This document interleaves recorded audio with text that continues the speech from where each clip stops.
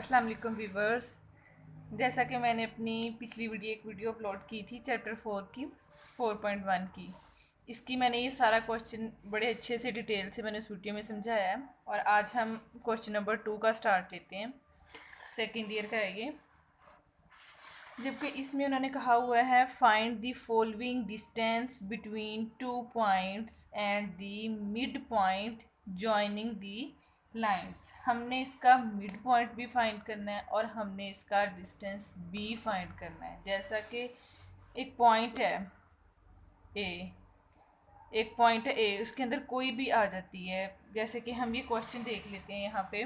First question 3 1 B -2 -4, ये ए है और ये बी है, ये दो पॉइंट हैं।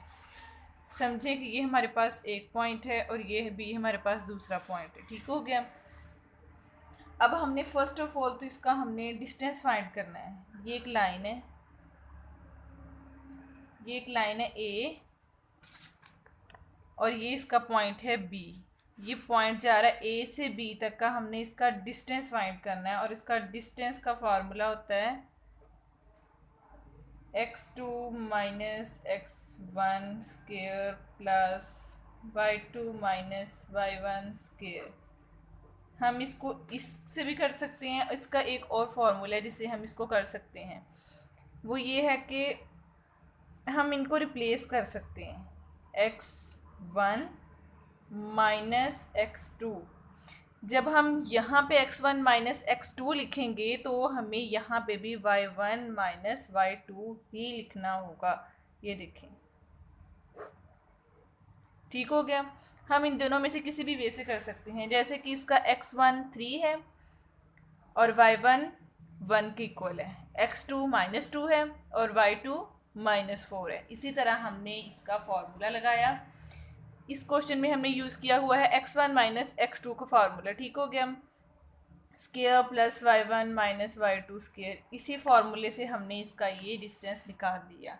और देन वो हमसे पूछ रहे हैं इसका मिड पॉइंट। इसका मिड पॉइंट कहाँ पे लाई होता है? ए पॉइंट ये हो गया, बी पॉइंट ये होगा। इसका मिड पॉइंट यहाँ पे लाई होता है, जिसको हम यहाँ पे कोई भी नेम दे सकते हैं। यहाँ पे हम इसको नेम देते हैं एम का दे दें, या कोई भी इसको नेम फर्ज कर लें। ए बी के दरमियान मिड पॉइंट जो आपने फाइंड करना है। ठीक हो गया।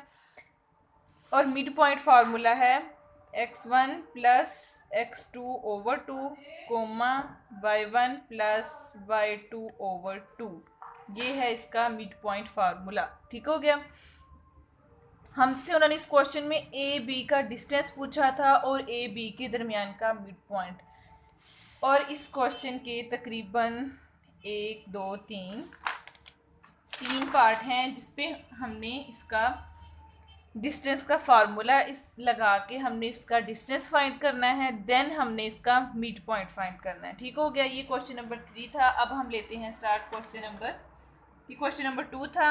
आगे चलते हैं क्वेश्चन नंबर 3। यहाँ पे उन्होंने हमसे पूछा है which of the following point are at distance of 15 unit from the origin.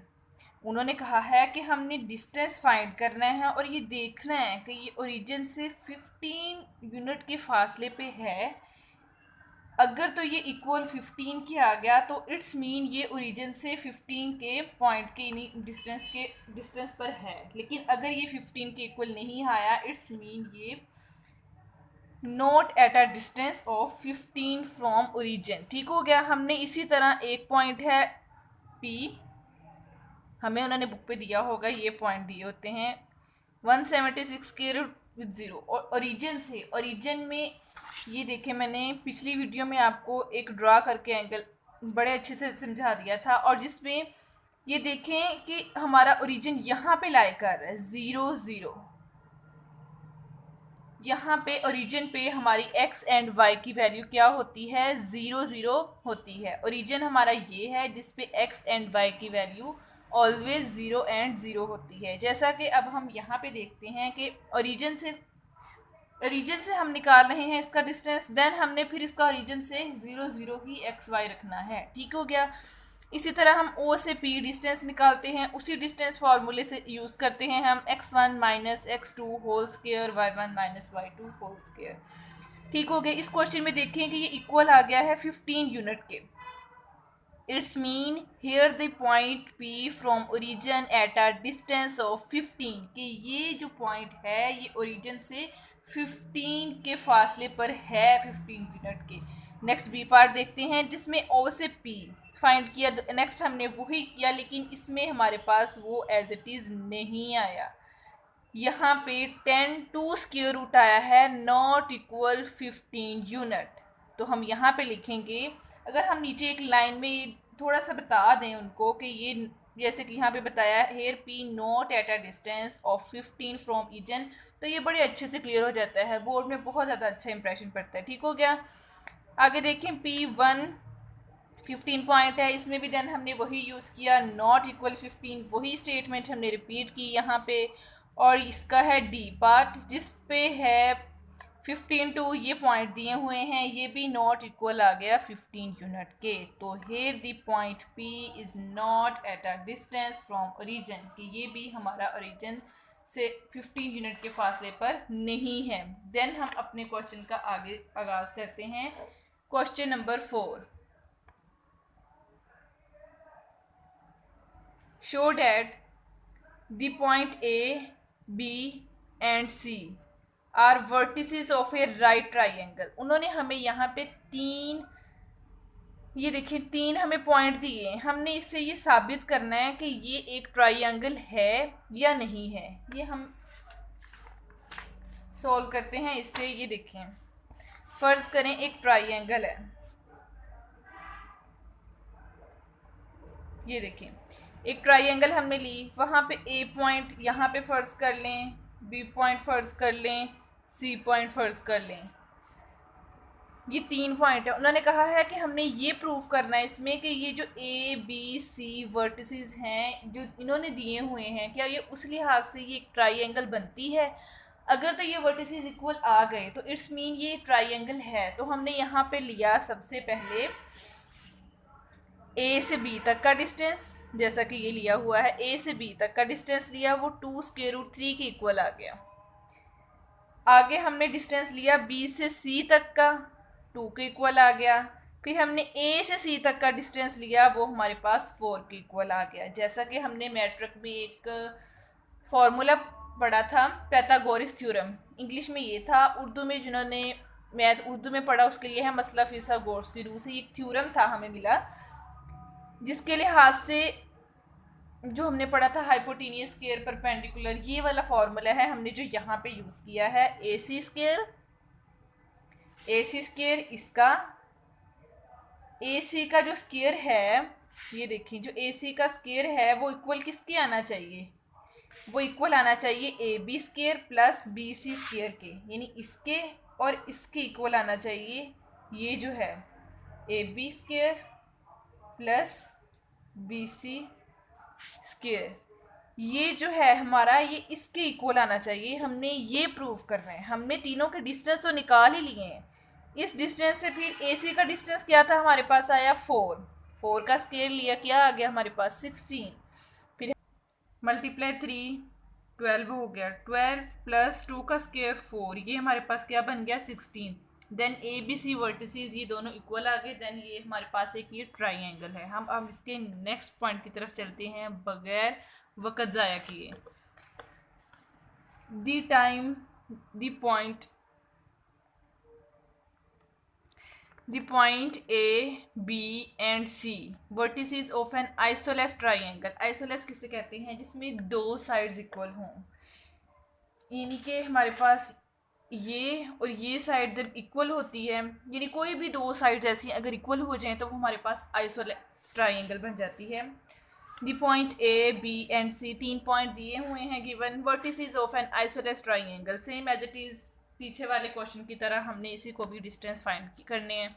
दोनों के डिस्टेंस फाइंड किए, ए बी बी सी ए सी। ठीक हो गया। हमारे जब डिस्टेंस फाइंड किए A B and B C दोनों की साइड्स इक्वल आ गई, देन हमारे पास ये आइसोलेस ट्राइंगल है। Length of 2 sides are equal, then A B C are vertices of an isosceles triangle. अब हम चलते हैं इसके थर्ड पार्ट की तरफ जिसमें है the point A B C and D vertices of a parallelogram is parallelogram a square. उन्होंने पूछा है क्या ये पैरेललोग्राम का स्क्वायर है। तो देन हमने ऐसे ही इसके कुछ पॉइंट्स का डिस्टेंस निकालना है बड़े अच्छे तरीके से जैसे हमने पिछले क्वेश्चंस में किया।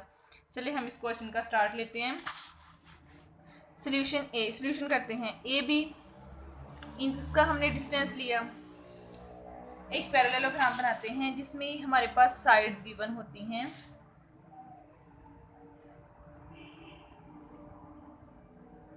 व्यूअर्स जैसे भी बनेगी diagram you accept it. A B C D ये हमने ऐसे ही ये पैरेललोग्राम की शेप ड्रॉ की और हम आगे इसका स्टार्ट लेते हैं। ए बी फर्स्ट डिस्टेंस निकाला, बी सी फिर सी डी और ए डी यानी हमने इसकी ऑल साइड्स का डिस्टेंस निकालना है। A B B C D A D distance निकाल दिया, ठीक हो गया। लेकिन अब उन्होंने हमसे ये पूछा है is parallelogram is a square. तो हमने ये प्रूव करना है। आगे कैसे प्रूव करना है, इसके डिस्टेंस निकाल लिए। Yes length of opposite side A B C D is a parallelogram, ठीक हो गया। लेकिन नाउ हमने क्या करना है, अब हमने इसकी ऑपोजिट साइड का डिस्टेंस मेजर करना है और ये देखना है कि वो डिस्टेंस इक्वल है। जैसे कि इसकी ऑपोजिट साइड ए की ऑपोजिट साइड सी, ए और सी का हम करते हैं डिस्टेंस फाइंड, बी की ऑपोजिट साइड डी, बी और डी का मेजर करते हैं। तो हमने ए सी का और बी डी का डिस्टेंस फाइंड किया तो हमारे पास ये एंड पे इक्वल आ गया 10 इक्वल 10। तो देन हमारे पास ये प्रूव हो गया A C equal B D, A B C E D is a square, ठीक हो गया। इसी तरह हम अपनी इस वीडियो का इख्तिताम लेते हैं।